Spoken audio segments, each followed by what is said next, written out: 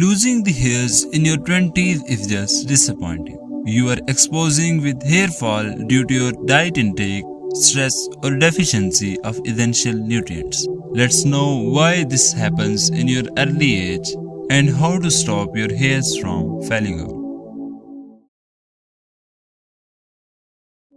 It has become very common to artificially treat your hairs like hair dyes, gels, sprays, dryers, straightening and heat styling, etc.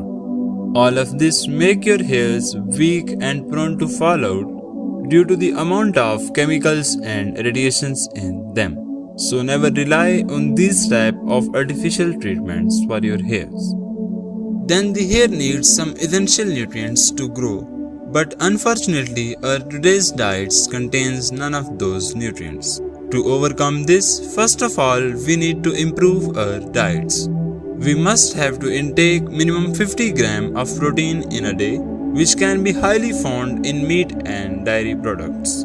Consuming this will also provide other essential nutrients for hair growth and prevents from hair fall.